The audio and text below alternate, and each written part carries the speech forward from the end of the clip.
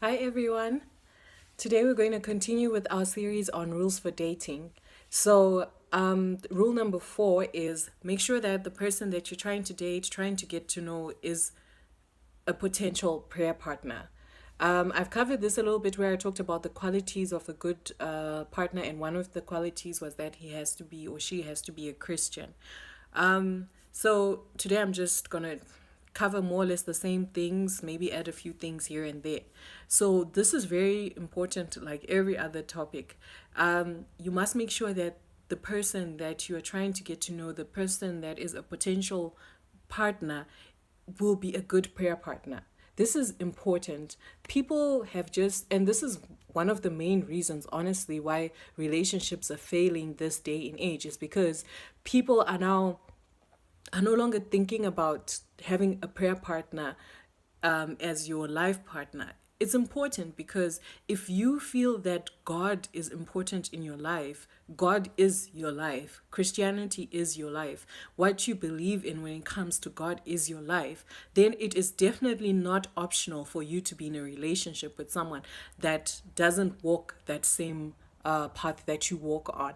In the Bible, it already talks about not being unequally yoked, you know. And the thing is, why people are getting away with, oh, I'm dating a Christian and he prays or whatever, is because being a good prayer partner or a real genuine Christian is not just about going to church. And some girls okay with but we go to church together. Yeah, you go to church together, and then at night you're still, not practicing abstinence, you're still not celibate. So where is all of this going? So basically it's important to be with a partner that not only can you go to church with, but you can pray with. You have to have a partner that, if you say that A, B, and C, are issues, let's take this to the Lord. This partner will be like, yes, let's take this to the Lord. It's important because you need to have someone who has a strong relationship with God as you have a strong relationship with God yourself. Because in that way, you will know that this person is someone that already communicates with who you communicate with who is closest to you. So it makes it easier once you're in a relationship and once you're married. Like sometimes there's just some issues that the two of you cannot really solve or cannot decide on together, and you're both just on opposite ends of this issue. And sometimes it takes just going down on your knees and saying, Lord, look, you need to talk to your son, or you need to talk to your daughter. I know she talks to you. I know he talks to you. So please talk to him about this issue. Or, God also talked to me about the issue, but please talk to him about this issue. And then when we reconvene about this issue, you will be right in the middle of it. And I mean, this is not the movies. This is real life. Like, if you have that kind of relationship with someone who has that kind of strong relationship with God, then it becomes easy for you to be able to go to God and say, God, please fix us.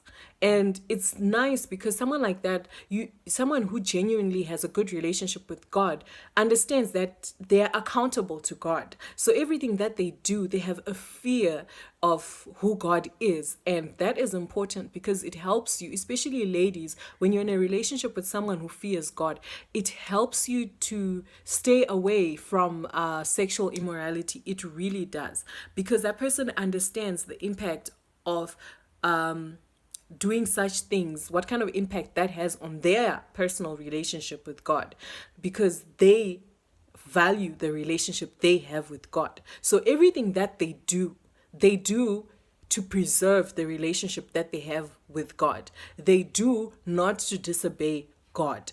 And that's important because most of the time, as ladies especially, it's very easy if you get into a relationship with someone who doesn't respect the issue of celibacy or doesn't respect other Christian issues. It's very easy for them to bring you down to their level, and very easy for them to convince you that it's okay, we can do this because, I mean, we're going to get married anyway.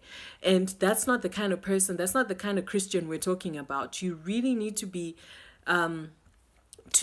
diligent about vetting someone when it comes to their level of Christianity. And the thing is, it's like, but how do you do that? How do you pick that up? It seems like it's something that you should pick up after you've been knowing the person for a while, but not necessarily, because if God is the essence of who you are, if you carry around and you walk around with the Spirit of God, then something in your spirit will leap to the person who carries around the Spirit of God. That's just the way it is. And if someone has that close relationship with God and walks around with the Spirit of God, so then when the two of you meet, you can sense it and you can pick it up. And that's the first thing that will strike you about that person, because their whole world is God. So when you start to get to know them and you start talking to them, there's no way that you can know them and talk to them and not get the feeling of where their relationship is with God. You don't even have someone like that. You don't even have to ask them whether they're Christian or not. You don't even have to ask them, if they go to church or not, because in trying to get to know them, they will bring up God. They will bring up their prayers. They will bring up, you get a sense of how their relationship is with God. And that's important. If you're trying to get to know someone and you've gone on 2 days, 3 days, they've never mentioned anything about God. They've never mentioned anything about, their relationship with God, how God relates to where they are, how God relates to how they behave, then frankly, I think you will need to question the level of their Christianity, because people that walk, with God, in God, and you're trying to get to know them, they want you to know, especially, we're not talking about colleagues at work and stuff. We're talking about people trying to get into a lifelong relationship. So someone who has a relationship with God is going to want you to know that, I'm about God. Just know that. They're not, there's those other people that, it's just God this, God that, and it seems superficial and it's all up in your face. There's a difference with someone that's just who they are. God is who they are. They live, breathe, talk, God, because God is the essence of who they are. There's a difference with people like that, because it's not like they'll be bashing, Bible bashing, or trying to suffocate you about God. But their essence, when they start to talk about who they are, what they are about, and their life, they cannot talk about it without including God, without including the path that they walk with God. And that's how you can pick up and distinguish, up to what level does this person have a relationship with God. And that is just so important, because once you're in a relationship for lifelong, so many changes and differences and struggles will come in the relationship. And sometimes the only thing that can help you in the relationship is to wake up at 2 a.m. and get down on your knees and pray. Now, if you're in a relationship with someone who doesn't understand that, doesn't get that, or doesn't see the need for it, then you're going to be setting yourself up for quite a challenging relationship. It makes things so much easier if you have a life partner that you can say, money is really tight right now. We've done everything we can. Things are really tight.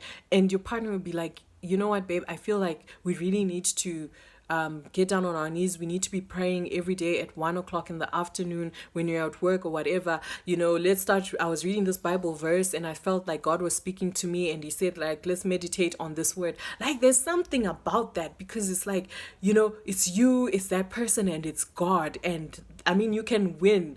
In a relationship like that, you will always, always win. But if it's a relationship where God is not in the middle of it, it's going to be a very, very difficult relationship. So that's all I have to share for rules for dating number 4, is make sure that the partner that you choose or end up with is someone that you can pray with. We're not talking about just going to church here. We're talking about someone you can pray with.